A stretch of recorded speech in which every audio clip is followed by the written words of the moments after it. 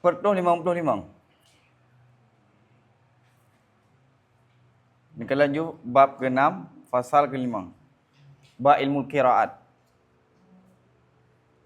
Iron di mana tadi? Hah? Nak terang? Tuput iban. Terang. Napa yang balik lampu? Oh, ya kamu lah yang? Kau hendak apa? Kah?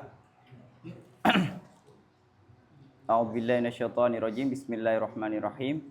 Alhamdulillahirabbil alamin wassalatu wassalamu ala asyrafil anbiya'i mursalin wa ala alihi washabihi ajmain. Allahumma yassir wa la tu'assir wa tambikir. Allahumma yassir wa la tu'assir wa tambikir. Allahumma yassir wa la tu'assir wa tambikir. Rabbi shrah li sadri wa yassir li amri wahlul 'uqdatam min lisani yafqahu qawli. Amin ya rabbal alamin. Jadi Ibnu Khaldun sudah menjelaskan peta keilmuan yang berkembang di masanya, terutama ilmu keislaman. Ilmu yang di luar Islam sudah dibahas sebelum pembahasan ini. Jadi semua ilmu itu bermuara kepada wahyu. Ilmu syariat semua akan bermuara kepada wahyu. Yang wahyu itu ada dua, Al-Quran dan hadis. Sekarang pertemuan yang lalu Ibnu Khaldun sudah menjelaskan ilmu yang berkaitan dengan Al-Quran. Yang pertama ilmu qiraat. Ilmu yang kedua yang berkaitan dengan Al-Quran adalah ilmu tafsir. Maka hari ini kita akan membahas ilmu tafsir. At-tafsir. Tafsir. Wa amma tafsiru fa'lam anna al-Qur'ana nuzzila bilaghatil Arabi wa ala asalibi balaghatihim. Dan adapun tafsir, maka ketahui olehmu akan bahwa sungguh Al-Quran itu diturunkan Al-Quran dengan bahasa Arab dan di atas tata cara atau tata cara sastranya orang Arab. Fakanu, maka adalah orang Arab, semua mereka itu memahami mereka itu akan Al-Quran. Wa ya'lamuna ma'aniyaha, dan mereka mengetahui makna-makna Al-Quran, baik mufrad-mufradnya Al-Quran dan makna-makna murakabnya Al-Quran. Jadi tafsir yang pertama sekali Al-Quran itu diturunkan dengan bahasa Arab. Ini Ibnu Khaldun tidak langsung masuk ke definisi sebagaimana pada kebiasaan kitab. Ibnu Khaldun menceritakan sejarah dulu bagaimana perkembangan tafsir sehingga tafsir itu menjadi satu ilmu. Pertama, Al-Quran itu diturunkan dengan bahasa Arab dan dengan corak gaya bahasa orang Arab, yang gaya bahasa yang sering dipakai oleh orang Arab. Nah, Ibnu Khaldun di sini menegaskan semua orang Arab memahami Al-Quran baik makna mufrad dan makna murakab. Ini yang tidak disetujui oleh para ulama, terutama Dr. Az-Zahabi dalam kitab At-Tafsir wal Mufassir. Ini kitab yang sangat bagus, 3 jilid. At-Tafsir wal Mufassir. Beliau mengatakan apa? Saya tidak bersama dengan Ibnu Khaldun dalam hal ini. Kenapa? Para sahabat saja tidak semuanya memahami Al-Quran sebagaimana pemahaman Nabi. Dan tidak semua para sahabat pemahamannya seperti pemahaman Ibnu Abbas, yang mana Ibnu Abbas sudah didoakan oleh Nabi sebagai turjumatul Quran, penerjemah Al-Quran ataupun sang mufasirnya Al-Quran. Bahkan Ibnu Abbas sendiri pernah tidak memahami satu makna lafal, takhawwafa alaihim kalau nggak salah, takhawuf. Kemudian ada seorang orang tua dari kabilah Huzail, beliau mengatakan takhawuf itu adalah bahasa kami, logat kami. Akhirnya beliau menjelaskanlah makna takhawuf sehingga Ibnu Abbas baru faham makna takhawuf. Kemudian pemahaman Khulafaur Rasyidin berbeda dengan pemahaman sahabat yang lain. Maka pernyataan Ibnu Khaldun, semua orang Arab mengetahui, memahami dan mengetahui makna Al-Quran mufrad dan murakab, fihi nabar.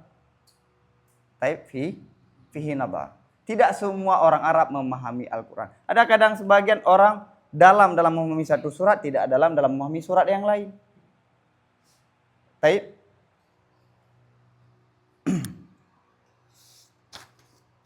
Kenapa? Bahkan Ibnu Jarir At-Tabari dalam tafsir At-Tabari mengatakan tafsir itu kan ada 4. Yang pertama tafsir yang diketahui oleh orang Arab. Orang Arab sebelum masuk Islam saat mendengar firman Allah langsung masuk Islam ataupun setidaknya mengetahui makna Al-Quran. Tafsir yang kedua, yang pertama gini, at-tafsiru ala arba'ati aujahin, kata At-Tabari. Wajhun ta'rifuhul Arab. Sisi yang pertama, tafsir yang diketahui oleh orang Arab daripada kalamnya. Yang kedua, tafsir la yu'dharu ahadun bijahalatihi. Tafsir, yakni memahami Al-Quran yang tidak dilonggarkan bagi siapapun untuk tidak diketahui. Tidak ada toleransi untuk tidak mengetahuinya. Ada ayat-ayat yang tidak ada toleransi bagi seorang pun untuk tidak mengetahuinya. Yang ketiga, tafsir yang hanya diketahui oleh para ulama. Yang keempat, tafsir yang hanya diketahui oleh Allah. Jadi ayat Al-Quran itu ada 4 ragam. Yang pertama, orang Arab tahu. Dengan mendengarnya langsung tahu maknanya. Yang kedua, tafsir yang pemahaman-pemahaman yang tidak ada toleransi kalau kita tidak mengetahuinya.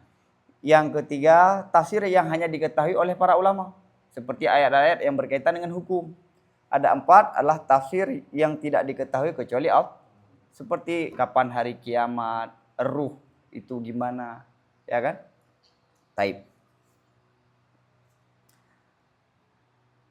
Wa kana yunazzalu jumalan-jumalan, dan adalah Al-Quran itu diturunkan jumalan-jumalan, berjumlah-jumlah, tidak sekaligus. Wa ayatin per ayat, ayat dan beberapa ayat yang lain, beransuran lah kan. Untuk apa diturunkan begitu? Untuk menjelaskan tauhid dan kewajiban-kewajiban agama dengan pertimbangan realitas saat itu. Jadi kapan ayat turun tergantung kebutuhan. Jadi tidak sekaligus diturunkan. Wa minha ma huwa fil aqaidil imaniyati wa minha ma huwa fi ahkamil jawarihi. Dan di antara ayat-ayat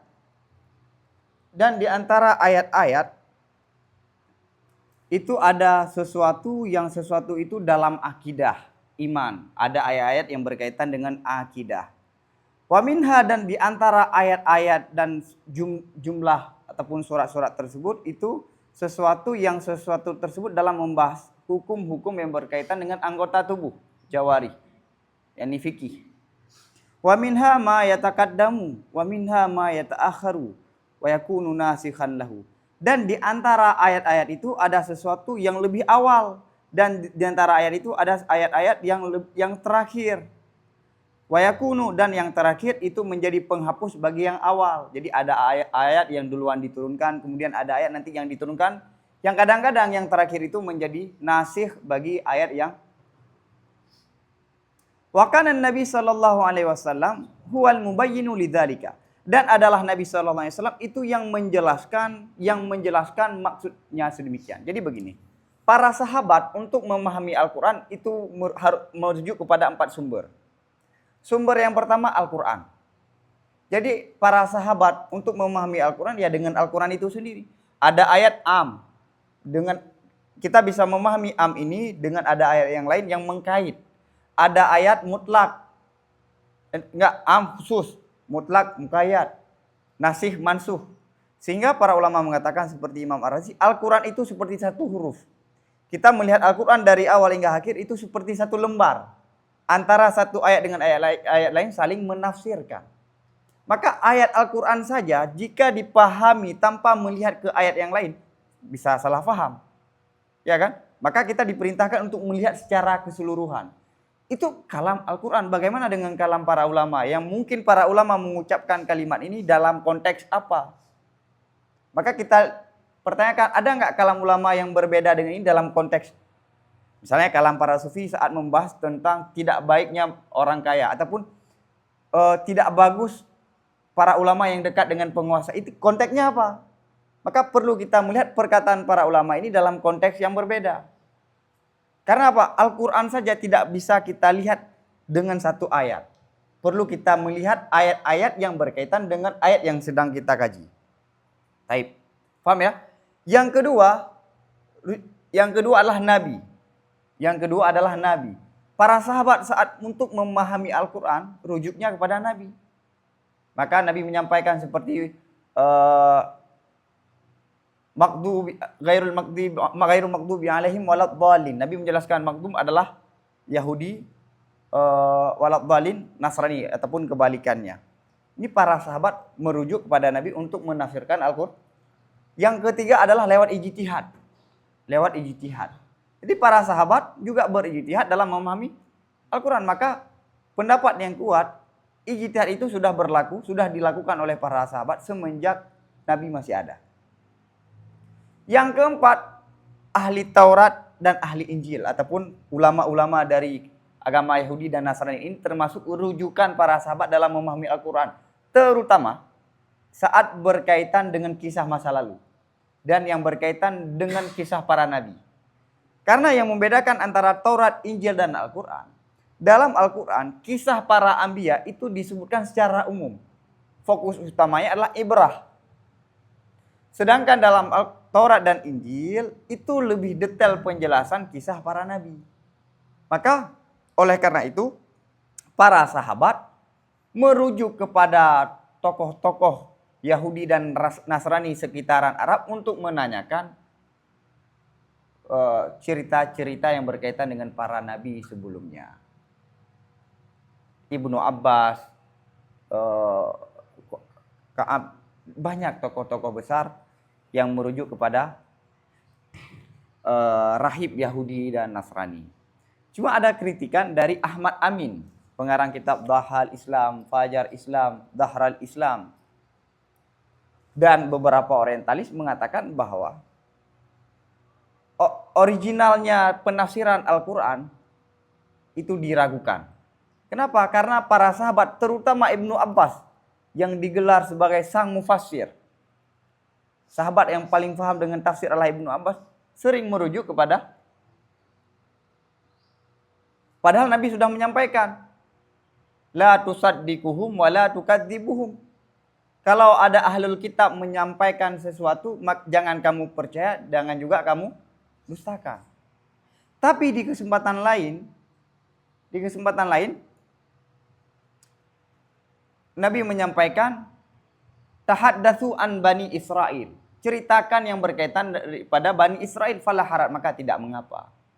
Maka untuk kita gabungkan, yang dilakukan oleh Ibnu Abbas dan para ulama yang lain, para sahabat yang lain adalah mengutip riwayat-riwayat dari ulama-ulama Yahudi dan Nasrani saat berkaitan dengan kisah para nabi. Adapun yang berkaitan dengan hukum ataupun yang bersentuhan dengan akidah, mereka tidak.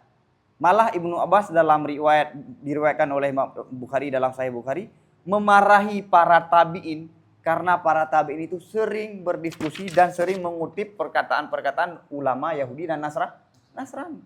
Itu Ibnu Abbas sendiri.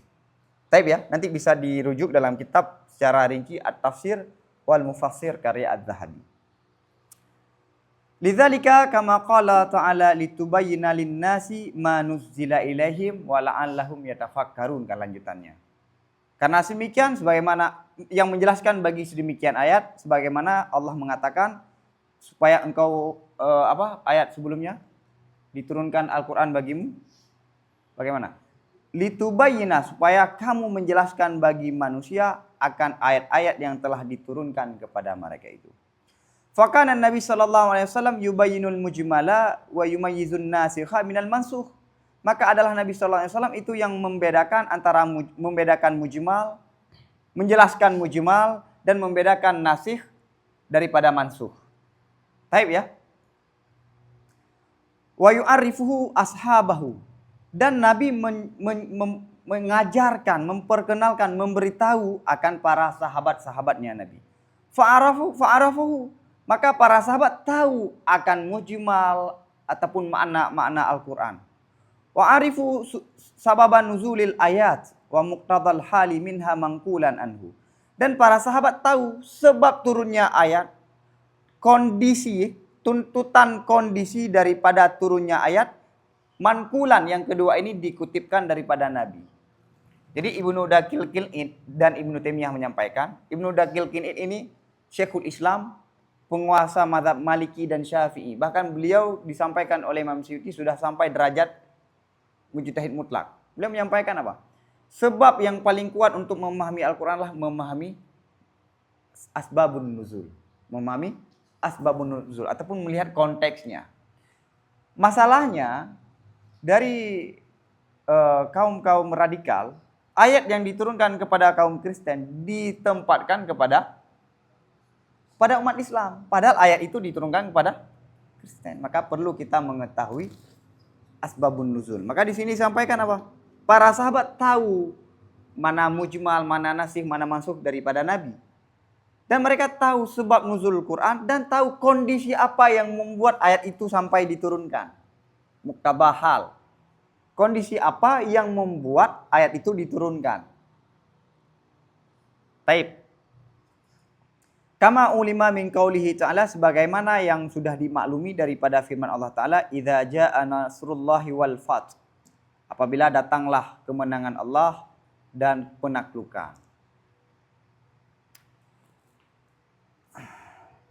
Annaha, bahwa sungguh ayat ini itu na'yun Nabi sallallahu alaihi wasallam, yakni apa? Na'yun, kabar duka. Yakni Nabi tidak lama lagi akan wafat.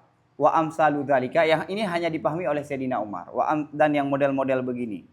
Wa nukila dzalika. Nah, ini dari Nabi turun pada sahabat. Wa nukila dzalika, dan diturunkan sedemikian dan dikutipkan akan sedemikian daripada sahabat radhiyallahu alaihi ridwanullahu taala alaihim ajmain. Dikutipkan akan sedemikian daripada sahabat ridwanullahu alaihim ajmain. Wa tadawwala dzalika at-tabi'una min ba'dihim, dan dikutip dan diviralkan dan dikembangkan akannya penafsiran dari para sahabat oleh tabi'un, yang mana tabi'un itu orang-orang yang hidup setelah para sahabat, min ba'dihim, daripada setelah generasinya sahabat. Wa nukila dzalika anhum, dan dikutipkan juga daripada tabi'un, kemudian bergeser kepada tabi'in. Nah, penafsiran Al-Quran itu tidak sekaligus. Karena para sahabat mungkin tidak semua ayat perlu ditafsirkan. Kenapa? Karena para sahabat sebagian ayat, sebagian surat bisa memahami dengan sendirinya. Kemudian di masa tabi'in makin berkembang penafsiran Al-Quran, tapi tidak secara keseluruhan. Karena masa tabi'in logat Arabnya masih kuat, fusahanya masih kuat, dan sempat bertemu langsung dengan para. Kemudian generasi selanjutnya yang mana semakin jauh dari bahasa Al-Quran, bahasa lingkungan yang Al-Quran diturunkan, maka perlu dijelaskan dari awal hingga akhir. Pada dasarnya enggak ada. Taib.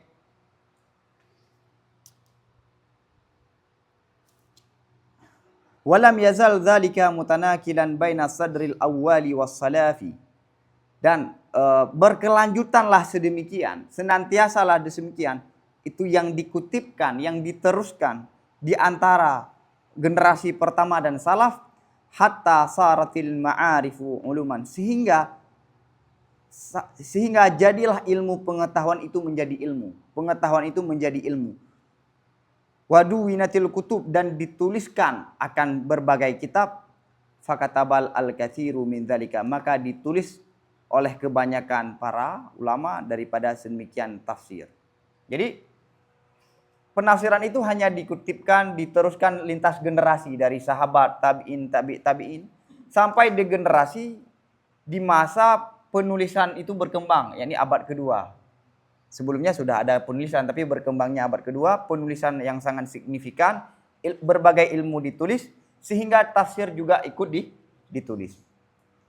Wa nakalatil atharul waridatu fihi anis sahabati wa tabi'in, dan dikutipkan akan asar-asar, yakni kabar-kabar yang datang padanya tafsir dari sahabat dan tabi'in, yang dikenal dengan tafsir al-mansur. Tafsir itu kan ada dua secara umum. Tafsir bil mansur, tafsir bil ra'i. Mansur itu fokus dengan riwayat. Apa pendapat sahabat? Apa pendapat tabi'in terkait ayat ini? Adapun bil ra'i ada ijtihadnya. Baik ya. Wa antaha dzalika ila at-Tabari wal Waqidi wa Tha'alabi wa amsalihim minal mufassirin faqatabu fihi ma sya'allahu an yaktubuhu minal athar.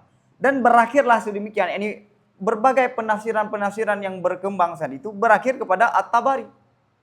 Jarir At-Tabari yang menulis kitab ensiklopedia dalam tafsir. Semua ilmu, semua riwayat itu dicantumkan dalam tafsir At-Tabari, baik samin wa samin. Baik yang benar ataupun yang kurang tepat dicatat, ditulis dalam tafsir At-Tabari. Nikah lebih daripada 4 boleh juga, bukan hanya untuk Nabi Muhammad. Umat Nabi Muhammad juga boleh nikah lebih.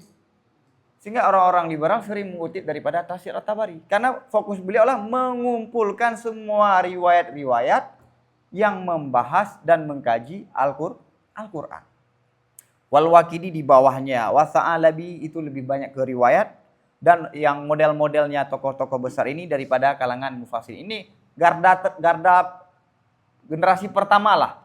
Generasi pertama yang masyhur dalam penulisan tafsir. Maka para ulama ini menulis padanya tafsir akan sesuatu yang Masya Allah bahwa mereka tulis akannya tafsir daripada athar.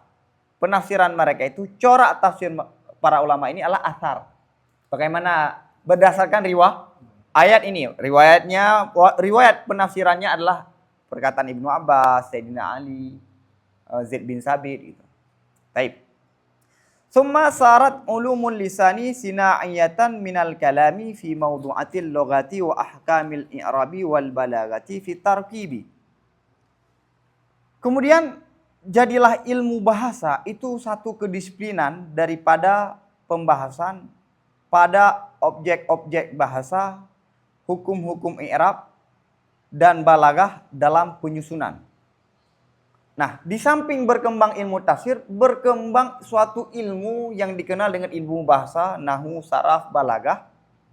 Yang membahas bahasa ya, objeknya adalah bahasa. Yang ada yang membahas perubahan bentuk, akhir, nahwu, awal dan tengah yakni saraf, dan menyesuaikan makna dengan kondisi yang diinginkan itu balaghah.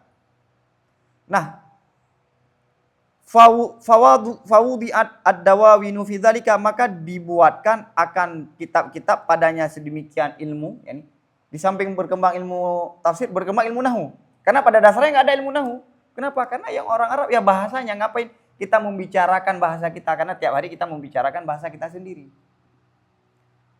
Ba'da angkanat malakatin lil arabi la yurja'a fiha ila naklin wala kitabin, setelah bahwa adalah ilmu bahasa itu malakah bagi orang Arab. Ini penulisan ini kapan? Setelah ilmu itu menjadi malakah orang Arab. La yurja'u, yang tidak perlu dirujuk padanya ilmu bahasa kepada kutipan dan kepada kitab. Orang Arab tidak perlu kitab, tidak perlu kutipan. Bagaimana maksud daripada lafal ini? Kenapa? Karena bahasa mereka. Bahasa ibu lah. Kemudian saat melemahnya malakah, maka Islam makin berkembang, semakin meluas. Keilmuan Islam, malakah orang Arab semakin menurun. Jadi ada yang positif, ada yang negatif. Maka yang negatif ini ditutup dengan apa? Kita perlu menulis ilmu. Supaya apa? Tidak hilang malakahnya. Mungkin generasi sahabat dan tabi'in malakah memahami Al-Quran itu bisa lewat bahasa yang dipakai sehari-hari. Adapun generasi selanjutnya bagaimana kita pertahankan? Caranya adalah tulis kitab. Setidaknya orang generasi setelah kita bisa memahami Al-Quran sebagaimana kita pahami. Baik ya. Maka tujuan kita adalah untuk menjaga malakah. Maka inti daripada ilmu adalah malakah kan pada dasarnya. Maka kitab itu adalah sebagai jembatan untuk menciptakan malakah di generasi selanjutnya. Fatunusia dzalika, maka dilupakan akan sedemikian. Ini malakah orang Arab itu sudah hilang. Dilupakan. Wasarat tutalaka min kutubi ahli lisan. Dan adalah ilmu bahasa itu diambilkan ataupun dikutipkan ataupun ditalaki padanya kitab. Akhirnya daripada kitab-kitab ahli bahasa. Akhirnya pembahasan bahasa apa yang dimaksudkan dengan lafal ini, dengan lafal itu kembalinya kepada kitab.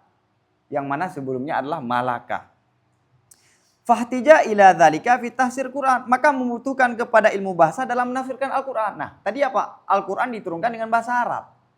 Di samping berkembangnya penafsiran, berkembang satu ilmu yang dikenal ilmu bahasa. Kemudian ilmu bahasa ditulis. Maka untuk menafsirkan Al-Quran, perlu ilmu bahasa. Li'annahu bilisanil Arabi wa ala minhaji balaghatihim. Karena bahwa sungguh Al-Quran itu dengan bahasa orang Arab dan di atas metode balagahnya orang Arab. Wasara tafsiru ala sinfaini. Maka jadilah dan adalah tafsir itu dua bentuk. Pada dasarnya kan tafsir cuma satu bentuk, riwayat. Bahasa tidak perlu karena semua orang bisa memahami bahasa. Tapi karena semakin merosotnya bahasa dan bahasa itu ditulis dan menjadi ilmu, sehingga ilmu ini dibutuhkan untuk memahami tafsir, maka ada tafsir yang bercorak dengan bahasa. Yang mana pada dasarnya adalah tafsir yang pertama adalah athar, mantur ya, berdasarkan riwayat. Tafsir naqiyin mustanidin ilal atharil mangkulati anis salaf. Tafsir yang pertama adalah tafsir naqli, kutipan yang berdasarkan kepada, yang bersandarkan kepada athar, kepada riwayat-riwayat yang dikutipkan daripada salaf. Bagaimana Nabi menyampaikan, sahabat, tabi'in. Wahya ma'rifatun nasikhi wal mansukhi wa asbabin nuzuli wa maqasidil ayat. Yaitu tafsir yang pertama inilah mengetahui nasikh dan mansukh, asbab-asbab nuzul dan maksud-maksud daripada setiap ayat. Ini kan nggak bisa diketahui kecuali daripada riwayat. Karena hanya sahabat yang menyaksikan kapan ayat itu diturunkan, apa yang dimaksudkan daripada ayat tersebut. Mana ayat, karena nasikh dan mansukh kan perlu sejarah, perlu tarikh, perlu tanggal, kapan ayat ini diturunkan, kapan ayat ini diturunkan. Dengan begitu kita bisa tahu mana yang awal, mana yang akhir. Itu semua berdasarkan riwayah. Taib. Wa kullu dzalika la ya'rifu illa bin naqli anis sahabati wa tabi'in. Semua itu mengetahui nasikh mansukh, asbab nuzul, maqasid ayat tidak dapat diketahui kecuali dengan nakal daripada sahabat dan tabi'in. Waqad jama'al mutaqaddimuna fi dzalika wa awa'u. Dan sungguh telah mengutip oleh generasi awal fi dzalika padanya sedemikian ilmu riwayat, yakni tafsir yang coraknya pertama.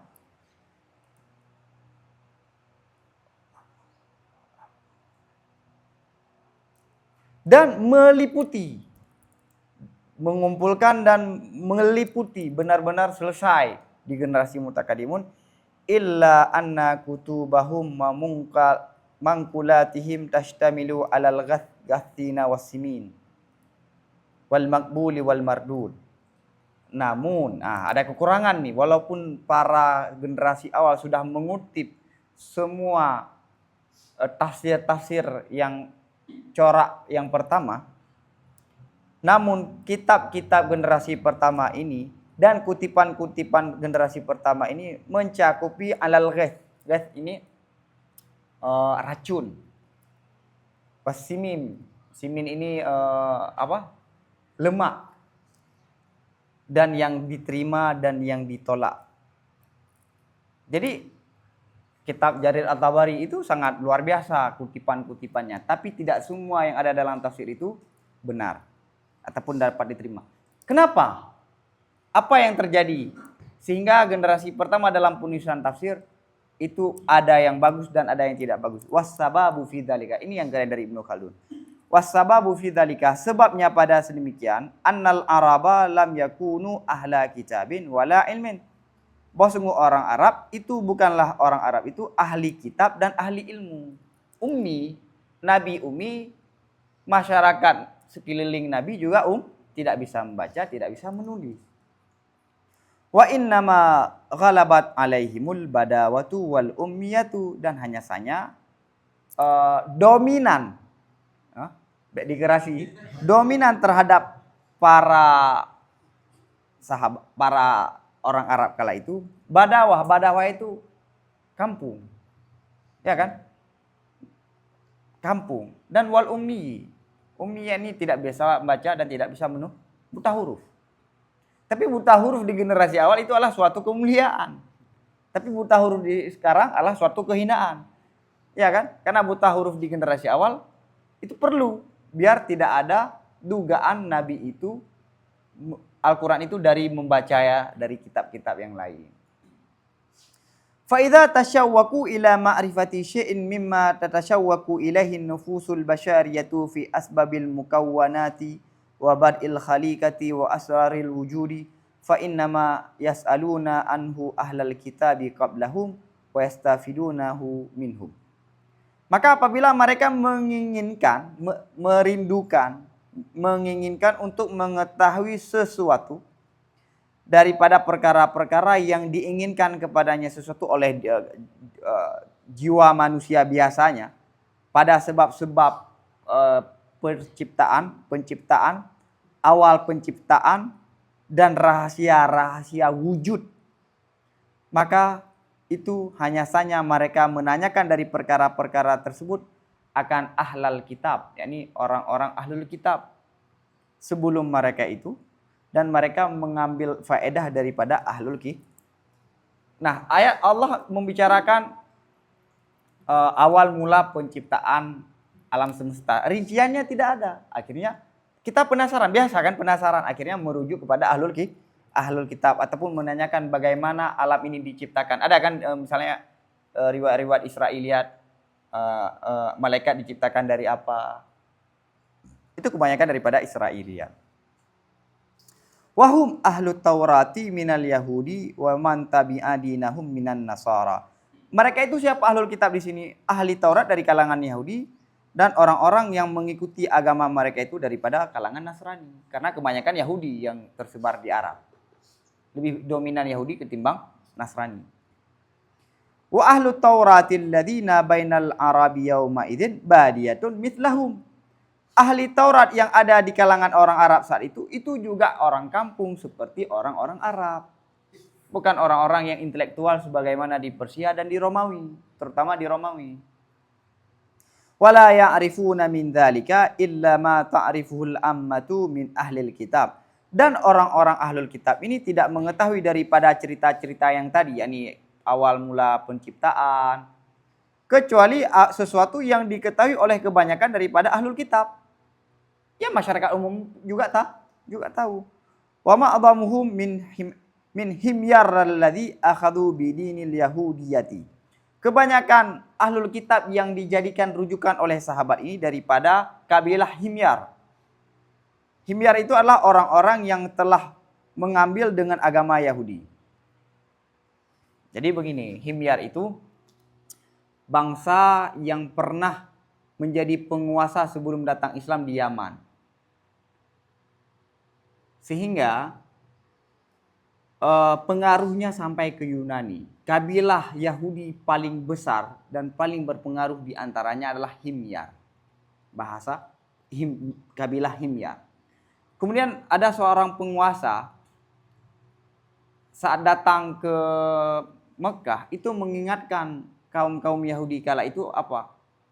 Mengingatkan andai nanti ada seorang nabi, karena kedengarannya nabi akan diturunkan di kaum Arab dan diturunkan di sekeliling kita. Kalau nanti nabi itu akan ada, maka kalian bantu.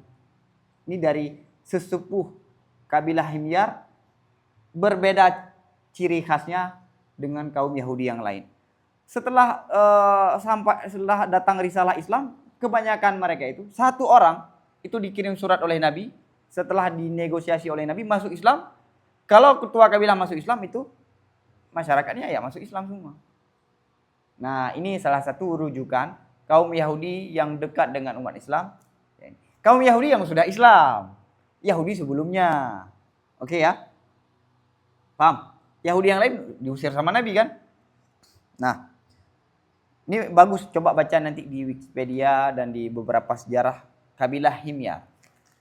Falama aslamu, maka manakala mereka Islam, mereka bakau ala ma kana indahum. Mereka kekal ataupun senantiasa terhadap keadaan yang adalah mereka itu, yang ada dianya keadaan itu di sisi mereka itu. Setelah masuk Islam, pola mereka, pemahaman mereka seperti sebelum masuk Islam.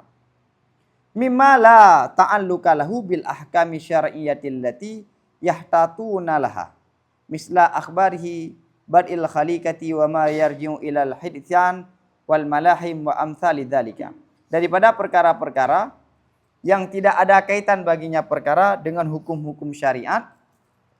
Alati hukum syariat yang mana? Hukum syariat yang mereka sangat hati-hati baginya hukum syariat.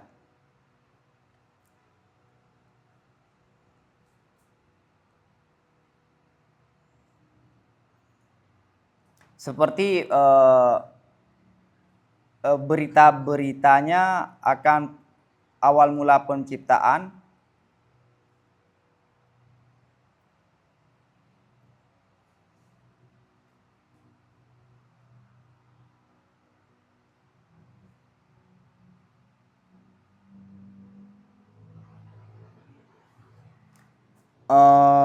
dan sesuatu yang kembali kepada kejadian-kejadian dan peperangan dan yang seumpamanya sedemikian. Jadi ini ingat, orang Yahudi ini yang sudah masuk Islam, yang selain hukum tentang sejarah masa lalu, peperangan, kisah para nabi, mereka seperti pemahamannya seperti sebelum masuk Islam. Tapi yang berkaitan dengan hukum baru mereka sangat berhati-hati. Kejadian, peperangan itu mereka merujuk kepada para sahabat, merujuk kepada orang Yahudi yang kebanyakan mereka itu dari kabilah Himyar. Fa haula'i mislu Ka'bil Ahbari Wahab bin Munabbih wa Abdullah bin Salam wa amsalihim. Siapa mereka itu? Tokoh-tokoh yang sering dirujuk oleh para sahabat. Ka'ab al-Akhbar, Wahab bin Munabbih, Abdullah bin Salam wa amsalihim. Famtala'at tafasiru minal manqulati indahum. Sering kan kita temukan dalam tafsir? Nah, maka penuhlah tafsir-tafsir daripada pengutipan daripada tokoh-tokoh ini. Pada model-model ini tujuan, ini tentang awal mula penciptaan, peperangan, kisah para nabi. Akhbaran akan informasi-informasi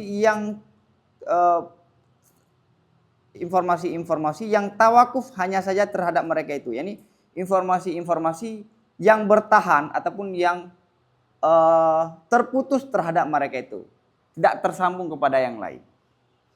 Walaysat mimma yurja'u ilal ahkami fayutaharra fi sihatil lati yajibu bihal amalu. Dan bukanlah informasi-informasi ini daripada perkara-perkara yang kembali kepada hukum. Yang mana kalau kembali kepada hukum fayutaharra, maka harus hati-hati dalam keabsahannya yang wajib dengan keabsahannya oleh beramal. Jadi para sahabat, para ulama mengutip tentang kisah-kisah masa lalu daripada tokoh-tokoh Israiliyat, tokoh-tokoh Yahudi sebelumnya. Karena bukan berkaitan dengan hukum. Karena dalam pandangan sebagian ulama ini yang penting hukum. Hukum itu perlu hati-hati. Perlu kita cek keabsahannya. Adapun selainnya ya untuk ibrah. Untuk ibrah ataupun hanya sekedar informasi. Paham? Wa tasahalal mufasiruna fi misli dzalika. Dan tasahul itu kita artikan gini. Apa yang bagus tasahul? Yakni mentoleransi oleh para ahli tafsir pada misli dzalika. Tasahul ya. Mentoleransi keabsahannya. Jadi tidak terlalu mementingkan keabsahan. Wa mala'u kutubat tafsiri bihadhil manqulat. Dan penuhlah kitab-kitab tafsir dengan ini kutipan-kutipan. Wa asluha kama qulnahu an ahli tauratil ladzi yaskununal badiyah. Dasar kutipan-kutipan ini itu sebagaimana yang telah kami sampaikan akannya sesuatu daripada ahli Taurat. Ahli Taurat yang mana? Ahli Taurat yang tinggal di perkampungan. Wala tahqiqa indahum bima'rifati ma yang qulunahu mithli dzalika. Dan tidak ada verifikasi daripada ahli Taurat yang tinggal di perkampungan ini dengan mengetahui sesuatu yang mereka telah mengutipkan akannya sesuatu daripada semikian informasi-informasi. Jadi verifikasinya nggak ada ya, sekedar pengetahuan, ya pengetahuan orang kampung. Bagaimana filsafat sejarahnya, mungkin nggak terjadinya kondisinya, itu tidak tahu. Taib ya.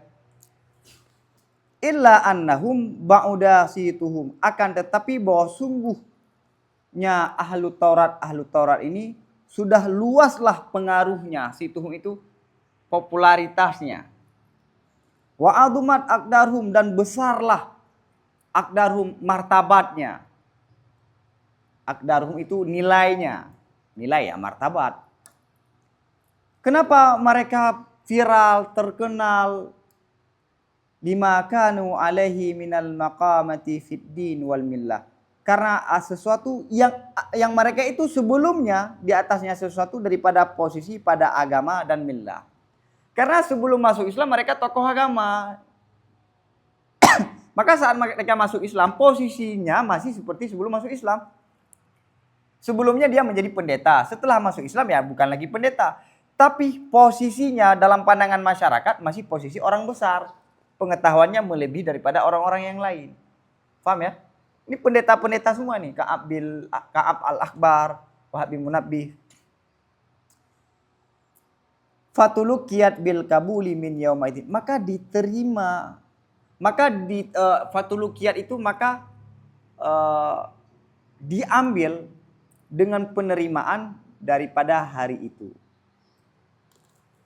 Ya kan, karena ini orang besar. Di agama Yahudi orang besar. Dan saat pembahasan kisah masa lalu banyak informasinya, ya kita terima. Ini pada dasarnya ya, pada dasarnya. Ini kurang tepat menurut Ibnu Khaldun. Dan menurut ahli tahqiq dalam tafsir ini sangat kurang tepat. Falamma raja'an nasu ila tahqiqi wa tamhisi. Dan maka manakala kembalinya manusia kepada verifikasi, watamhid, kepada tahqiq, tamhis dan penelitian, memeriksa kembali, memeriksa ulang riwayat-riwayat yang dikutip daripada tokoh-tokoh ini. Waja'a Abu Muhammad bin Atiyah, dan datanglah Muhammad bin Atiyah daripada kalangan mutaakhirin di Maghrib. Nah, Ibnu Atiyah ini perlu scan dulu.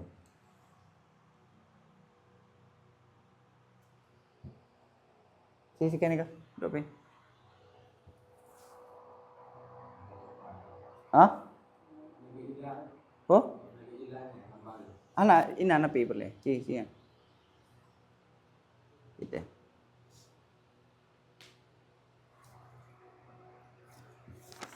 Terima.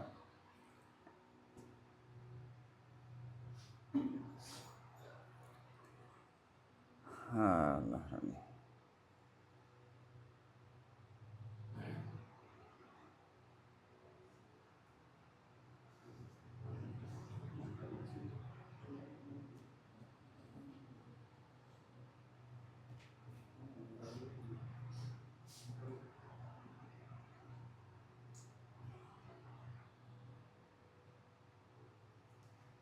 Nah, Ibnu Atiyah ini kita lihat di pandangan ulama tentang tafsir Ibnu Atiyah. Jadi ada dua tafsir yang paling populer. Satu di timur, satu di barat. Tafsir yang paling populer di timur adalah tafsir Al-Kasyaf. Cuma coraknya lebih ke sastra. Adapun tafsir yang berkembang di timur, dominannya mazhab Maliki, itu adalah tafsir Ibnu Atiyah. Nah, Ibnu Atiyah. Nah, ini kita baca. Qala Ibnu Taimiyah fi fatawahu. Ini penangan Ibnu Taimiyah dalam fatwanya.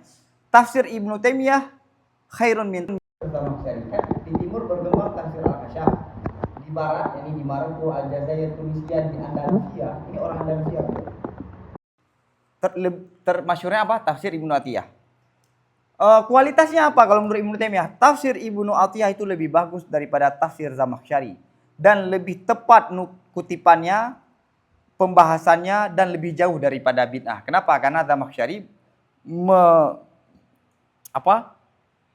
dalam menjelaskan tafsir membawa pemahaman-pemahaman Mu'tazilah. Wa ini istamala ala ba'dihha, sekalipun Tafsir Ibnu Taimiyah itu juga mengandung sebagian bid'ah menurut Ibnu Taimiyah nih.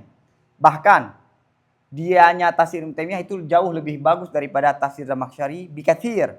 Bala'allahu, bahkan tafsir Ibnu Taimiyah itu tafsir yang paling kuat. Ini pandangan Ibnu Taimiyah.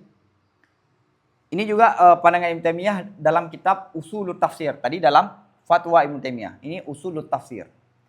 Tafsir Ibnu Taimiyah dan yang modelnya itu lebih mengikuti bagi ahli sunnah wal jamaah. Dan lebih selamat daripada tafsir Zamakhsyari.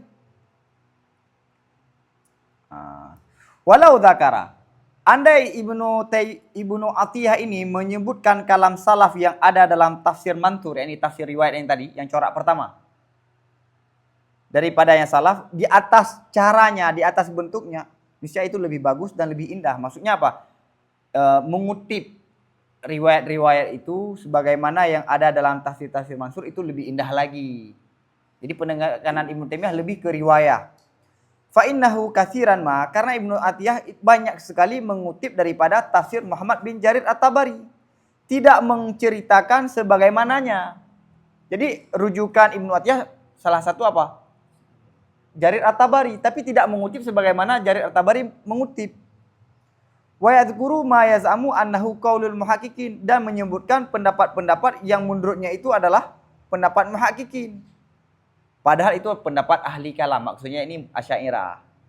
Ibnu Taimiyah dalam arti apa? Menurut Ibnu Taimiyah, Ibnu Atiyah itu bagus, cuma masalahnya sering mengutip-ngutip pendapat ahli kalam. Andai cukup saja mengutip pandangan-pandangan ahlu salaf, generasi salaf, itu sudah keren. Ya, nah, taib. Kemudian Abu Hayyan dalam Bahrul Muhit, Al-Bahrul Muhit, tafsir Ibnu Atiyah, ajallu man sunnifa fi ilmi tafsir wa afdalu man ta'arrada fihi litangkihi wa tahrir.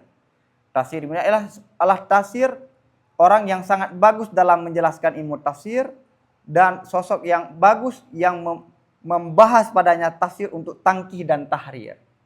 Dalam arti begini. Ini kan tafsir yang sebelumnya As-Sa'alabi, Al-Waqidi, Jarir Tabari. Tidak ada verifikasi. Tidak ada penelitian mana riwayat yang benar dan mana riwayat yang salah. Ibnu Atiyah melakukan tahrir, melakukan verifikasi, melakukan peninjauan ulang. Maka para ulama merujuk kepada tafsir Ibnu Atiyah. Nah, ada problematik. Karena tafsir Ibnu Atiyah menjadi sebagai simbol tafsir ahli sunnah wal jamaah. Menjadi tafsir pembanding daripada Al-Kasyaf. Al-Kasyaf adalah rujukannya Mu'tazilah ya, dan ahli sunnah juga merujuk. Tafsir Ibnu Atiyah adalah tafsir yang merepresentasi keilmuan ahli sunnah wal jamaah. Sehingga para ulama meyakini semua yang ada dalam tafsir Ibnu Taimiyah itu adalah pandangan ahli sunnah wal jamaah, padahal tidak. Ini disampaikan oleh Syekh Anas Syurfawi saat memberi mata kuliah di Daerah Kutakru. Beliau mengatakan, ada yang bertanya, kitab apa yang paling muktamad dalam tafsir? Syekh Anas jawab apa? Enggak ada kitab yang muktamad. Kalau kita mengatakan kitab ini yang paling muktamad, seolah-olah dari awal hingga akhir semua benar. Padahal tidak ada satupun kitab yang 100% benar. Maka bagaimana? Muktamad itu ya tergantung pikiran kita. Kalau kita punya banyak ilmu, semua kitab bisa kita baca. Beliau memberi hikayah, Imam Sanusi mentahzir, melarang kepada murid-muridnya untuk membaca kitab tafsir Ibnu Atiyah. Makna melarang, jangan sampai kamu menganggap semua dalam tafsir Ibnu Taimiyah itu adalah pendapat ahli sunnah wal jamaah. Karena anggapan kebanyakan apa? Ini lawannya Zamakhsyari. Ahli sunnah wal jamaah berarti dong. Maka semua yang ada dalam tafsir Ibnu Atiyah adalah pandangan ahli sunnah wal jamaah. Padahal sebagiannya tidak. Maka itulah disampaikan, jangan kenal kebenaran lewat nama ataupun lewat tokoh. Paham ya? Oke. Nah, tafsir Ibnu Atiyah berkembang di Andalusia, di Aljazair, di Maroko, dan di sekitarannya. Taib.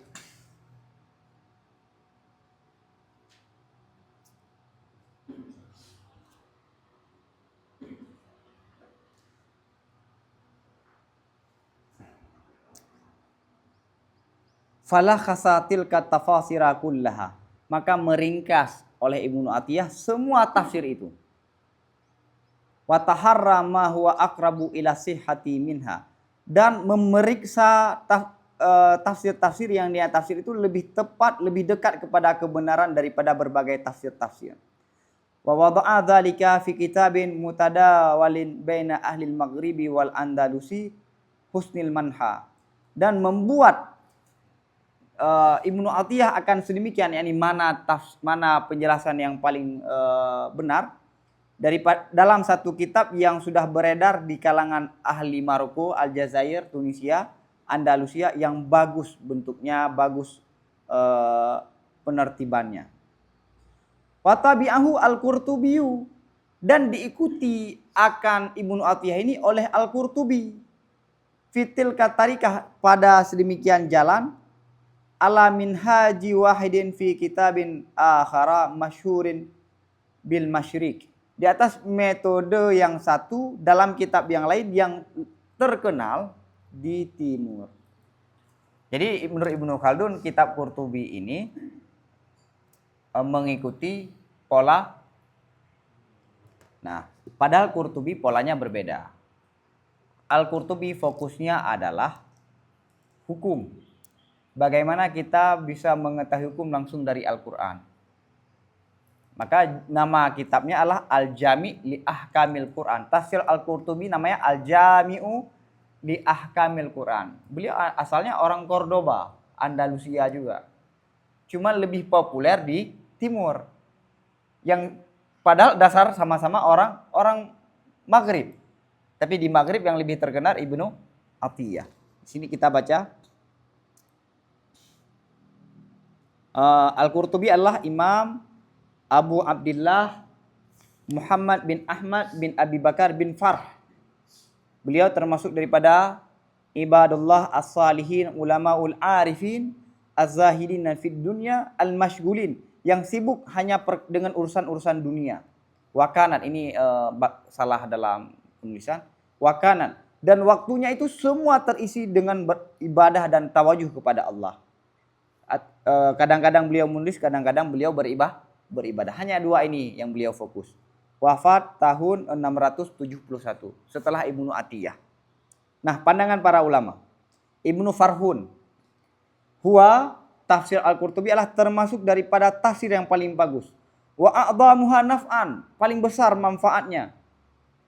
Wa uskita minhu al-qisasu wa tawarikh. Ini yang keren. Qurtubi itu menggugurkan, menghilangkan sisi cerita-cerita dan sejarah-sejarah yang tidak ada dasarnya, yang lemah menurutnya. Dan ini beliau janji di awal kitab tafsir. Wa atsbata awdaha ahkamal Quran, sebagai gantinya menjelaskan hukum-hukum Al-Qur'an dan bagaimana mengeluarkan dalil-dalil dari Al-Qur'an dan menyebutkan qiraah, i'rab, nasikh dan man. Ini disampaikan oleh Ibnu Farhun dalam kitab Ad-Dibayul Madhab fi Ma'rifati A'yani Ulamil Madhab li Ibnu Farhun. Taib ya. Ini lebih coraknya apa? Ke fikih. Sehingga para ulama menggolongkan tafsir Al-Qurtubi ke tafsir yang bercorak fikih. Yang bercorak. Kalau kita ingin melihat bagaimana ayat ini bisa disimpulkan ke hukum A, B, C, baca tafsir Al-Qurtubi. Yang membedakan Al-Qurtubi dengan yang lain, Ibnu Arafah dan beberapa mufassirin yang lain, saat menjelaskan sisi fikih, lebih dominan mazhabnya. Misalnya mazhab Maliki. Saat menjelaskan tafsir, dominannya mazhab Maliki. Sedangkan ini, beliau tidak dominan dengan mazhab Maliki. Maka disampaikan ke depan, kala Dr. Az-Zahabi dalam kitab Tafsir al-Mufassir, wahwa yang kulu anis salaf kathiran. Dia sering mengutip daripada generasi awal banyak sekali. Mimma athara anhum fi tafsir wal ahkam. Daripada jejak-jejak yang daripada salaf dalam berkaitan tafsir dan hukum, ma'a nisbati kulli qaulin ila qailihi, dan menisbahkan semua pendapat kepada orang yang berpendapat. Kan biasanya kan kalau kita baca kitab ya sekedar, padahal beliau sedang mengutip pendapat ulama yang lain tapi tidak menyampaikan siapa yang berpendapatnya. Beliau berbeda. Wafa'an bisyartihi, karena menunaikan dengan syaratnya. Karena di awal kitab Tafsir Al-Qurtubi beliau menjelaskan, saya akan mengutip pandangan-pandangan generasi sebelumnya. Kama yungkalu amma taqaddamahu fit tafsir khususan man ullifa fi kutubil ahkam ma'a ta'kibihi ala ma yungkalu minha. Taib wa khairu ma fir rajul. Nah, kata beliau, yang paling bagus pada sosok Al-Qurtubi annahu la yata'assabu li madhhabihi al-maliki bal yamshi ma'ad dalil. Beliau dalam menafsirkan hukum dalam Al-Qur'an tidak sedang dalam posisi membela mazhab Maliki. Taib, ke depan. Wasinful akharu. Jadi sudah corak pertama sudah ada ya. Corak pertama Al-Jarir At-Tabari, Al-Tha'alabi, Al-Waqidi, dan modelnya bagaimana? Semua diringkas oleh Ibnu Atiyah dan Al-Qurtubi. Satu berkembang di timur, satu berkembang di bawah. Wasinful akharu minat tafsiri wa huwa ma yarji'u ila lisani min ma'rifatil loghati wal i'rabi wal balagati fi ta'diyatil ma'na bihasabil maqasidil wal asalib. Corak yang lain daripada tafsir, wahwa corak yang lain yang daripada tafsir adalah sesuatu yang kembali kepada bahasa daripada mengetahui logat, i'rab, balagah dalam menunaikan makna dengan sekira-kira tujuan dan uslub. Corak yang kedua apa? Lebih fokus ke bahasanya. Kenapa? Karena Al-Quran itu diturunkan dengan bahasa Arab dan mukjizatnya Al-Quran pada bahasa. Banyak orang menafsirkan Al-Quran tidak menyentuh sisi balagahnya. Padahal yang menaklukkan orang Arab itu lewat sisi keindahan bahasa. Maka fokuslah para ulama ke sisi bahasa.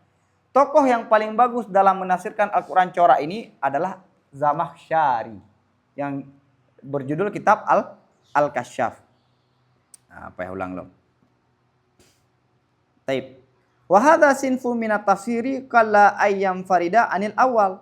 Corak ini daripada tafsir itu sedikitlah bahwa terpisah daripada yang pertama.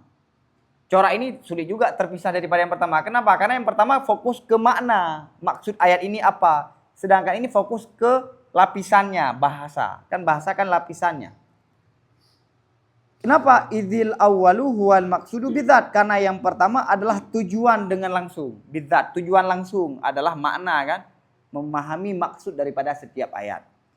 Wa innama ja'a hadza ba'da ansara lisanu wa ulumuhu sina'atin. Dan hanya saja datanglah ini, yakni tafsir yang corak yang kedua, setelah bahwa adalah ilmu bahasa dan ilmu bahasa itu menjadi kedisiplinan. Jadi corak yang kedua ini muncul setelah ilmu bahasa sudah ditulis, sudah menjadi ilmu. Sebelumnya bahasa belum menjadi ilmu. Adapun tafsir yang corak yang pertama, sebelum ilmu bahasa menjadi ilmu itu sudah ada. Taib. Naam kad yakunu fi ba'dit tafasiri ghaliban. Namun kadang-kadang ada dianya corak yang kedua pada sebagian tafsir juga. Jadi ini pada tafsir yang corak pertama ada juga corak yang kedua. Wa min ahsani mashtamala alaihi hadzal fannu minat tafsiri kitabul kasyafi li Zamakhsyari. Dan termasuk paling bagus kitab yang mencakupi terhadapnya kitab dan termasuk daripada yang paling bagusnya sesuatu yang mencakupi di atasnya sesuatu oleh inifan ini yang berkaitan dengan bahasa daripada tafsir itu kitab Al-Kasyaf karya Zamakhsyari daripada ahli Khwarizmi al-Iraq, daripada Irak, ataupun beliau dikenal dengan Jarullah karena beliau tinggal dekat dengan Mekah, sehingga diduduki dengan Jarullah, tetangga rumah Allah lah bahasanya. Dan beliau di masa mudanya, di masa hampir-hampir selesai umur mudanya, kakinya putus. Salah satu faktornya karena ini kan di Iran yang musim dinginnya itu ekstrim. Jadi payah pui kena payah kohaki, payah putus. Baik. Jadi tafsir yang corak bahasa, corak yang memperkenalkan balagahnya itu adalah tafsir Al-Kasyaf karya Zamakhsyari. Dalam tafsir Al-Kasyaf Zamakhsyari, ulama ahli sunnah dan Mu'tazilah itu berkumpul. Ulama ahli sunnah dan Mu'tazilah itu berkumpul. Cuma masalahnya Zamakhsyari itu mensisipkan pandangan Mu'tazilah dari sela-sela tafsir beliau. Karena beliau punya keahlian, kepakaran dalam balaghah. Saat ada ayat-ayat yang tidak mendukung mazhabnya, beliau menarik untuk mendukung mazhabnya. Inilah yang membuat para ulama marah. Sehingga datanglah Ibnu Munir. Ibnu Munir al-Iskandari. Ibnu Munir al-Askandari, mazhab Maliki. Beliau mengkritik kitab Al-Kasyaf dengan bahasa yang sangat keras. Bahkan katanya ada riwayat Ibnu Munir ini ingin mengkritik Imam Al-Ghazali. Tapi ibunya melarang. Kamu sudah lawan sama orang hidup, jangan lawan sama orang yang sudah mati. Akhirnya beliau mengurung diri, mengurung niat untuk tidak mengkritik Imam Ghazali, tapi mengkritik Al-Kasyaf. Boleh scan lagi, ada hal yang penting di sini.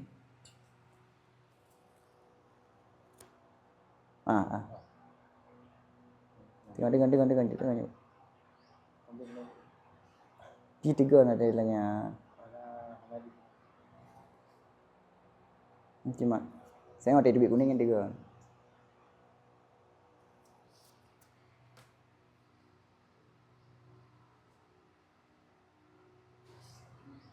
Oke. Nah, ini penting.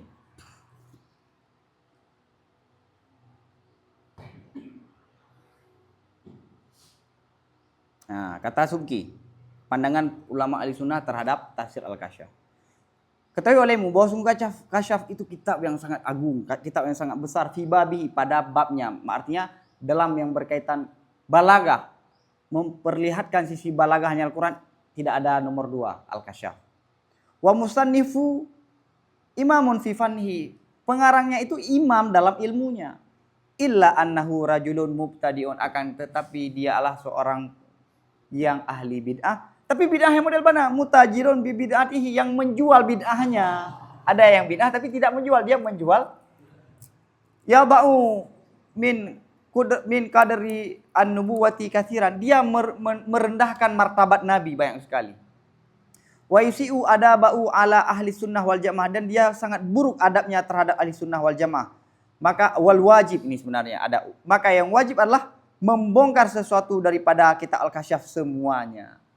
Nah, ayahnya, ini Tajuddin Subki, ayahnya Taqiyuddin Subki membaca hampir 2 kali, mendengar, ikut kaji Al-Kasyaf itu hampir 2 kali. Kemudian murid-muridnya meminta Taqiyuddin Subki untuk mengajar Al-Kasyaf. Baca Al-Kasyaf sehingga sampai di surat Al-A'raf. Sampai di surat Al-A'raf, saya sudah lupa ayatnya, nanti bisa kita baca sama-sama. Di ayat itu, kesannya Allah sedang menyindir Nabi Muhammad. Dan di ayat yang mana Jibril itu sedang mengajarkan Nabi Muhammad SAW. Di situ kata Zamakhsyari, siapa lebih bagus Jibril dengan Nabi Muhammad? Siapa lebih hebat Jibril dengan Nabi Muhammad? Beliau mentarjih Jibril lebih hebat daripada Muhammad. Karena sejatinya guru lebih hebat daripada murid. Ya kan? Murid kapanpun tetap di bawah guru. Nah, kadang-kadang kita terjebak dengan logika Zamakhsyari. Nah, sampai di surat itu, Taqiyuddin Subki tidak sanggup lagi membaca Al-Kasyaf. Akhirnya beliau menulis kitab Al-Inkifafu an Sababi Tawakufil Qiraatil Kasyaf. Alasan kenapa saya berhenti membaca Al-Kasyaf. Ada kitab yang bagus. Ini. Nah, lihat ini. Ini kata, jadi kitab Al-Inkifaf ini tidak ada lagi tulisan tangannya. Tapi pernah dikutip oleh Imam Asyuti dalam kitab Nahwu secara keseluruhan. Maka para ulama untuk membaca kutipan Subki ini lewat Imam Asyuti. Di sini disampaikan apa? Kitab Zamakhsyari itu aku telah membaca daripadanya kepada Syekh Abdul Karim bin Ali Al-Masyhur Al-Iraqi tahun 702. Dan aku hadir membacanya di sisi Qadhiul Qudha Syamsuddin Ahmad As-Saruji. Taib. Kita lanjut. Summa lam azal asma, aku senantiasa mendengar kajian Al-Kasyaf, aku kaji, aku sangat wali bihi gharam, yakni aku sangat tenggelam, sangat mencintai, sangat menyukai tafsir Al-Kasyaf. Kenapa? Karena Al-Kasyaf itu mencakupi faedah-faedah, fadilah-fadilah yang belum pernah ada yang mengungkapkannya. Bahkan ada para ulama mengatakan, yakni Al-Kashmiri, orang yang membaca Al-Kasyaf mampu mengeluarkan kaedah-kaedah dan faedah-faedah nahu dan balaghah yang belum pernah ditulis oleh para ulama. Kalau kamu baca Al-Kasyaf, kamu akan menemukan faedah-faedah, kaedah-kaedah bahasa yang belum ada dalam kitab-kitab. Nah, kemudian kita baca lanjut.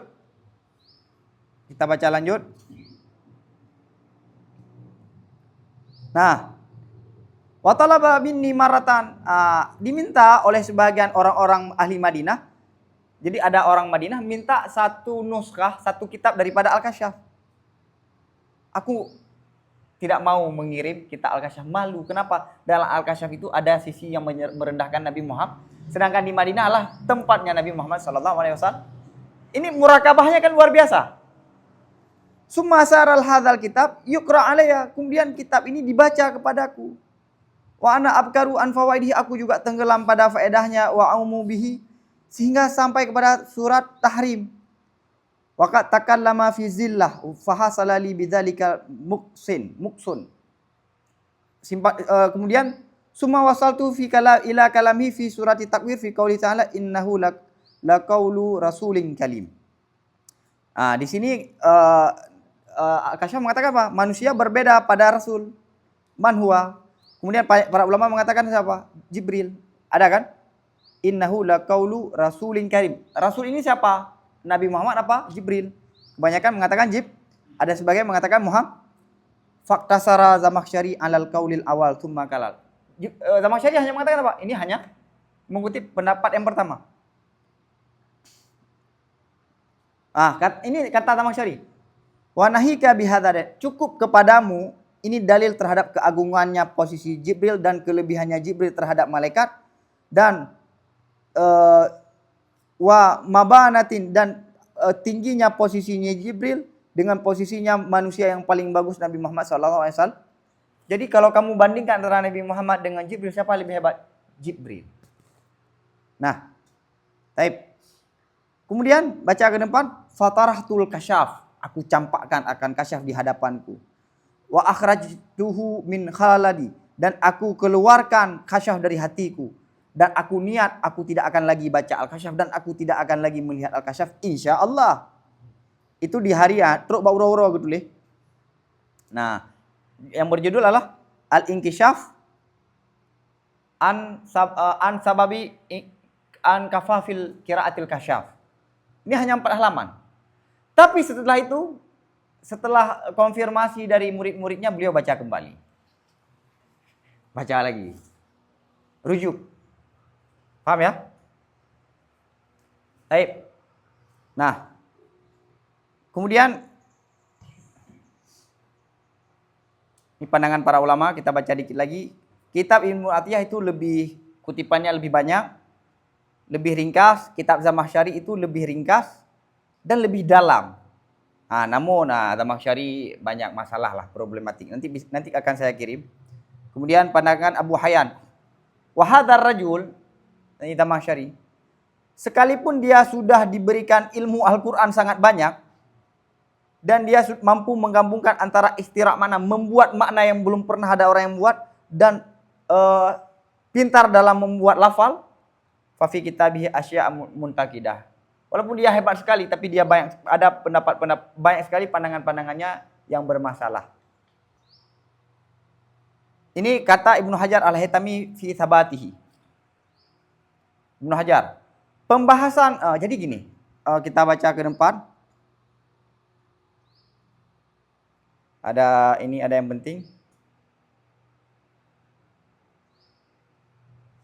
Nah,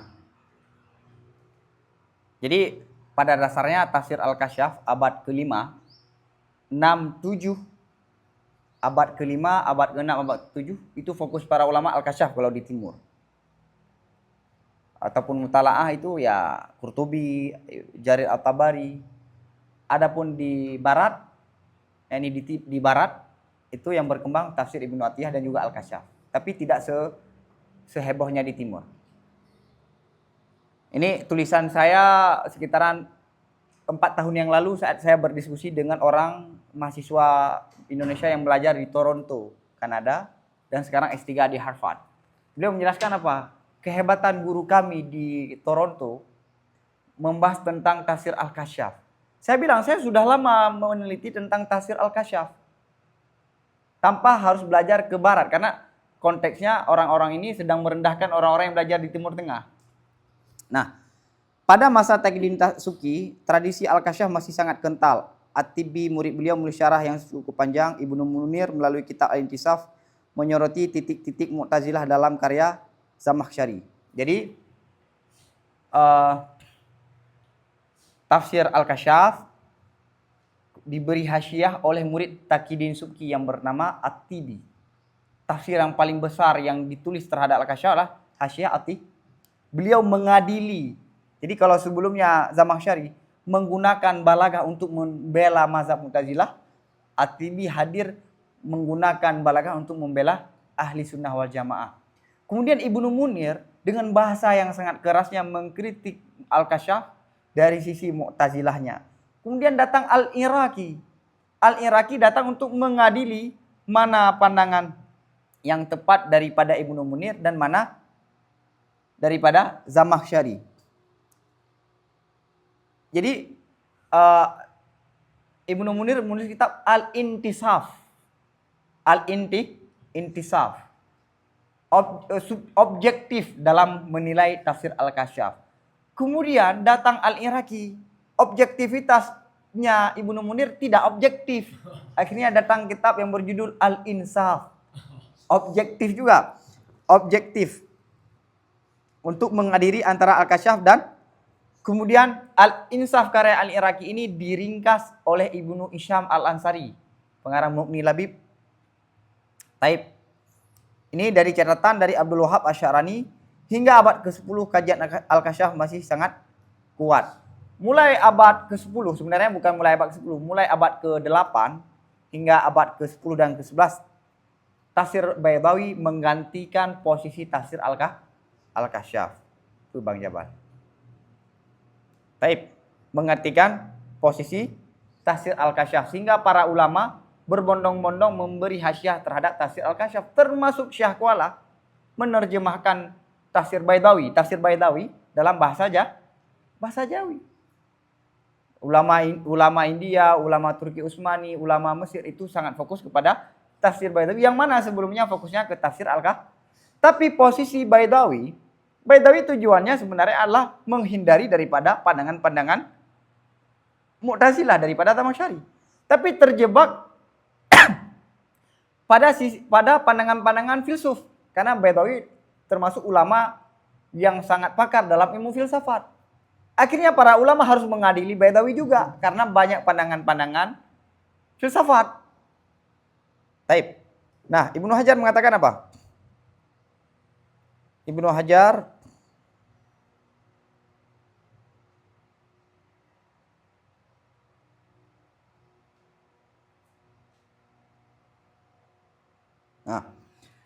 lihat ini kata Ibnu Hajar. Pembahasan mengadili di antara orang-orang yang sudah menulis ataupun orang yang sudah membicarakan terhadap Al-Kasyaf itu sangat penting sekali. Kita perlu mengadili karena sudah sangat banyak orang-orang yang membahas Al-Kasyaf. Mana yang benar, mana yang tepat. Kenapa? Karena bahwa sungguh kamu akan menemukan orang-orang yang menulis hasyiah terhadap Kasyaf dan Baydawi itu banyak sekali perbedaan. Dan kamu akan menemukan jiwa-jiwa mereka itu saling berjauhan pada banyak kesempatan. Wa tajidu fihim man yaklibu alhi ta'assub ala mu'asir, dan kamu akan menemukan di kalangan mereka itu orang-orang yang sangat fanatik terhadap orang yang hidup di orang yang semasa dengannya ataupun orang yang berbeda dengan mazhabnya, malah mengkritik Zamakhsyari pada sisi yang tidak tepat. Ataupun seumpamanya sekian. Fa idza hakama bainahum, maka jika diadili di antara ulama-ulama yang telah menulis hasyiah ala Baydawi dan Al-Kasyaf oleh seorang objektif yang penuh daripada ilmu nakli, tafsir, hadis, fikih, ilmu alat, ilmu akliyah, yang jauh daripada hawa nafsu jauh daripada fanatisme dengan berbagai iktibarat yang hanya menginginkan Allah, ingin idhar ya, bukan idhar, ingin menampakkan kebenaran, tidak peduli kepada orang yang setuju ataupun orang yang tidak setuju, niscaya akan jelaslah kebenaran, akan hilanglah inat, dan akan diketahuikan siapa orang yang layak dipuji dan siapa orang-orang yang layak dicaci. Jadi harapan Ibnu Hajar Al-Haytami ini sebenarnya kepada Al-Kafiji. Al-Kafiji ini gurunya Imam Suyuti dalam ilmu bahasa. Al-Kafiji punya kapasitas untuk mengadili para ulama dalam menulis Hasyiah. Tapi sayangnya kata Ibnu Hajar, beliau saat menulis hanya mengutip, tidak pernah mengadili. Maka sampai sekarang belum tuntas, belum ada karya yang mengadili para ulama-ulama ini dalam menulis Al-Kasyaf. Padahal kalau mental kita kan udah cukup, udah banyak yang bantai Zamakhsyari dalam Al-Kasyaf. Udah selesai? Enggak. Kita perlu penilaian yang objektif. Dan dari kisah ini kita bisa pelajari bahwa Mu'tazilahnya Zamakhsyari tidak membuat para ulama menjauhi tafsir Al-Kasyaf. Kenapa? Tafsir Al-Kasyaf itu banyak sekali kebaikannya. Walaupun ada sebagian yang bermasalah. Karena banyaknya kebaikan, maka tinggal kita ingatkan di mana kekurangan-kekurangannya. Jangan sampai ada beberapa kekurangan, semua sisi kebaikannya ditinggalkan. Yunafiro gure bereh wen. Cuma nama salah koknya. Angki, ada ibu le juga gara-gara nama salah sabahnya. Jangan masa bodoh yang ada jak pihana yang pah. Kah. Oi, kita baca dikit lagi. Taib. Illa anna mu'allifahu, akan tetapi bahwa sungguh pengarangnya Al-Kasyaf itu dari kalangan Mu'tazilah dalam akidah.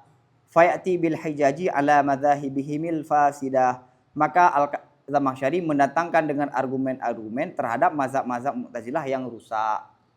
Sehingga tu'ridu lahu fi ayil Qur'an min turukil balaghah. Sehingga mendatangkan dianya Zamakhsyari baginya Mu'tazilah, maka datang dia yang mazhab Mu'tazilah baginya Al-Qur'an, baginya penafsiran pada berbagai ayat daripada sisi-sisi balaghah. Oke. Jadi maksudnya begini, haitsu ta'ridu lahu, bagaimana Zamakhsyari mensisipkan pandangan Mu'tazilah lewat menjelaskan balaghah. Ayat ini ada balaghah, maka maksudnya begini. Paham? Bukan menerangkan ini mazhab Mu'tazilah, bukan. Dalam menjelaskan sisi balaghah ayat Al-Qur'an, lewat situlah beliau mensisipkan balaghah. Fasara bidzalika lil muhaqqiqin min ahli sunnah inhirafun anhu. Maka adalah dengan sebab sedemikian bagi kalangan ahli-ahli tahqiq dari ahli sunnah itu berpaling daripada Al-Kasyaf dan melarang daripada mayoritas min makanihi, daripada posisinya Al-Kasyaf.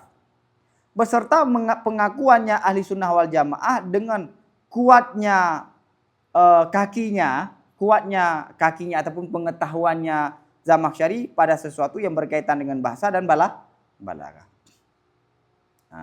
Nah, ini yang objektif dari ini, saran yang bagus dari Ibnu Khaldun. Wa idza kana an-nadhiru fihi waqifan, dan apabila adalah orang yang meneliti ataupun orang yang membaca, orang yang sedang melihat pada Al-Kasyaf, waqifan, yang berdiri, ma'adzalika, beserta sedemikian, yani dengan keindahan balaghahnya, berdiri di atas apa? Berdiri di atas mazhab ahli sunnah. Muhsinan lil hijat, yang bagus bagi argumen-argumen daripada mazhab-mazhab ahli sunnah. Fala jarama annahu ma'munun min ghawalihi. Maka insyaallah ataupun pasti bahwa sungguh orang tersebut akan selamat daripada kesesatannya Zamakhsyari. Fal yaqtani, maka hendaklah mengambil harta ganimah apa? Fal yaqtani, maka hendaklah mengambil kesempatan dianya seseorang akan mutalaahnya Al-Kasyaf, karena asingnya pembahasan-pembahasan Al-Kasyaf pada yang berkaitan ilmu bahasa. Jadi kata Ibnu Khaldun, kalau orang yang membaca Al-Kasyaf itu kuat dalam akidah Ahlussunnah wal Jamaah, maka tidak mengapa membaca, bahkan lebih bagus membaca tafsir Al-Kasyaf. Baik, kita baca sedikit lagi. Walaqad wasala ilaina fi hadhil usuri ta'lifun li ba'dil Iraqiyin. Dan sungguh telah sampai kepada kita pada ini masa karya bagi sebagian orang Irak, yakni Tibris, dari Tibris. Wahwa, dan orang ini namanya lakapnya Syarafuddin yang dikenal dengan At-Tibi. At-Tibi ini murid Taqiyuddin As-Subki daripada ahli Tibris. Ini, di kitab itu tertulis apa? Salah, Tibris. Enggak, ini Ibnu Khaldun benar, tapi yang benar adalah Tibris. Karena akses Ibnu Khaldun terhadap di timur kurang daripada Iraknya Ajam. Nah, Syarafuddin ataupun At-Tibi ini syaraha fihi kitab Zamakhsyari hadza, menjelaskan At-Tibi dalam satu karya akan kitab Zamakhsyari ini, wa tataba'a alfadahu, dan mengikuti semua lafal-lafal Zamakhsyari, wa ta'arrada li madzahibihi fil i'tizali bi adillatin tuzayyifuha, dan membahas bagi mazhab-mazhab Zamakhsyari pada Mu'tazilah dengan dalil-dalil yang membongkar dianya dalil akan mazhab. Wa yubayyinu annal balaghata innama taku'u fil ayati ala ma yarahu ahlus sunnah, dan menjelaskan At-Tibi akan bahwa sungguh balaghah hanya saja datang dianya jatuh terjadi dianya balaghah pada ayat berdasarkan sesuatu yang berdasarkan pendapat yang dilihat ataupun yang dipandang akannya pendapat oleh ahli sunnah, bukan di atas pendapat yang dilihat akannya pendapat oleh Mu'tazilah. Maksudnya datang At-Tibi menjelaskan di mana sisi Mu'tazilahnya Al-Kasyaf dan menjelaskan bahwa balagahnya ayat ini bukan ke Mu'tazilah tapi ke ahli sunnah wal jamaah.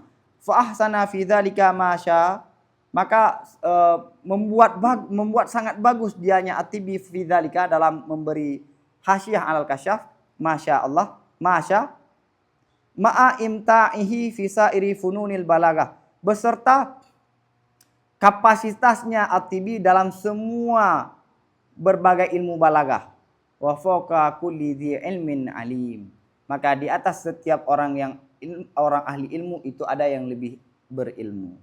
Jadi kata Imam Sya'rani, beliau ini sufi, faqih, ahli nahwu dan ahli hadis dan ahli tafsir. Jarang sekali ada seorang ulama yang terhimpun berbagai kepakaran ini.